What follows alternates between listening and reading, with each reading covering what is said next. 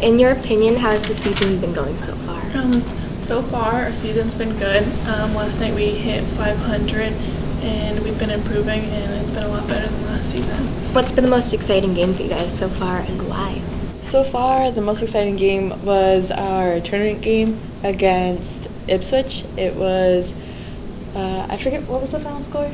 We won by 1 point off of a buzzer beater made by Tessa of France, and we all just really enjoyed celebrating afterwards. How did the players handle a tough loss? We really just try to be there for each other and encourage each other to just do better next time. We look at the positives and then try to figure out what we can do to improve on the negatives. And what do you think your team still has to improve overall with this season? I think we still have to improve on keeping the lead. On Monday, we led Georgetown by 16, and then we let them come back to 5 away for the final score. So how many girls are on the team and what grades are they in? Right now we have 11 players on the varsity. There are 4 seniors, 4 juniors, and 3 sophomores. How do you think the season's been going so far? I've been really happy with where we've come from to where we're at right now. The girls have learned an enormous amount and have come so far in what they've done and what they're able to do. It's been a great season, and I'm happy for what we've done and excited for what's coming next. I know most teams develop an identity or personality over the course of the season.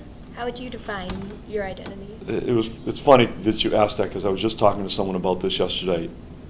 I think that those people who have watched a lot of basketball in the past will appreciate this, that we're kind of like the 90s Knicks. Our defense is good enough to keep us in any games, but our offense is good enough to keep us in any game too. We're a defensive specialist team. That's where we make our money. Our goal is to keep teams in the 30s as best we can, and I really think we've been successful at that in the games that we've won. And the games that we've been in, we've kept teams in the mid upper 30s, low 40s, and we've been very competitive in those games. So I really think that our focus is on defense, and that's what our identity is all about, is making other teams work to score. What are some of the things you work on during practices? We work on a lot of different things during practices. Primarily we work on a lot of fundamentals. I'm a big believer in the fact that if you know the fundamentals and understand how to use them, then when you get into a game, you just rely on your old habits and you go back to your fundamentals and what you've always done. So for us, a good portion of our practice is fundamentals. But we do get game specific and set things up for game situations, whether it's working on our defense or our offense, getting ready for a particular opponent, whatever that might be. What are some of the strengths of your team's offense or defense? Certainly on offense, I think our ability to move without the ball, to get good shots for ourselves by running the offense, and then by creating different things, by doing a little freelance and creating some different things off of that, I think is really where we're working on our offense right now. Defensively, it's just being athletic and jumping into passing lanes and staying in front of the other team's offensive players. I think we've done a great job with that this year, and it's been a big reason for our success. People are always curious about what coaches talk about during timeouts. Is there anything you want to share? We've had a lot of timeouts this year where we've talked a lot about it, different things. Mostly during timeouts, I'm trying to calm them down. One way or the other. Either the other team's called the timeout, and because we've gone on a great run, and so it's okay, relax. Yes, you've done well, but they've called the timeout and they're going to do something differently. Or we haven't been playing all that well. I've called the timeout to get them to relax and just focus on the positive things that are going on and what they're doing that are well.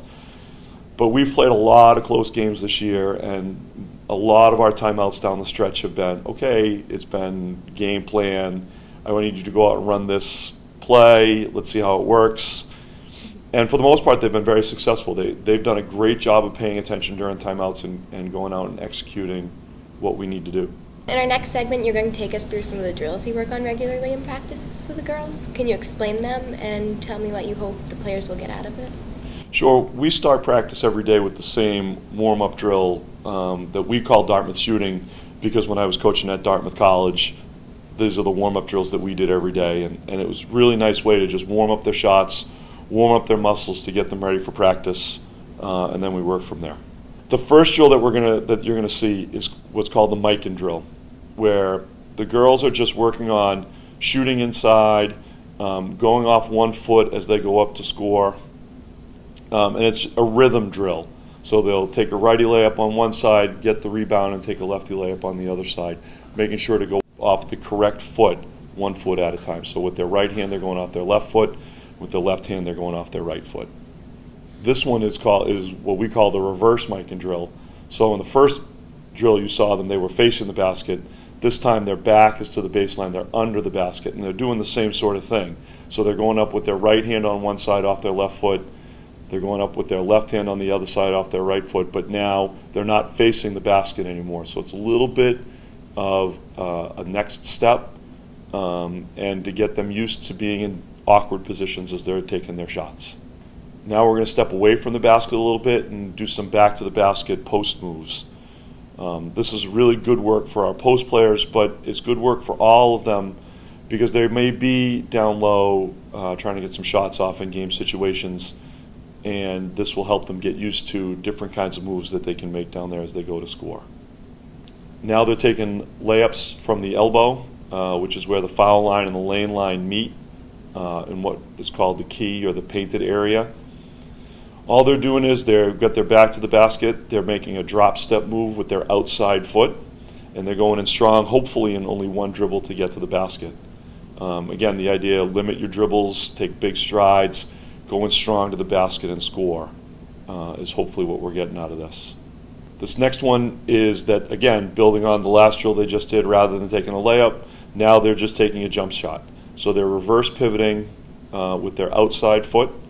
They end up facing the basket and just making a little jump shot from the elbow. Again, we've moved further away from the basket now. We're not taking layups anymore. Their body should be a little bit warmer, a little bit looser, and in a better position to shoot it.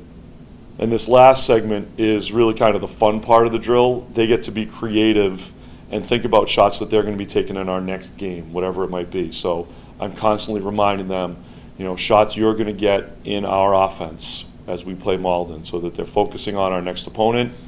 They're thinking about shots in the offense. They're thinking about the offense that we run. And they get to be a little bit creative and have a little bit of fun at the same time. Thank you. You're very welcome.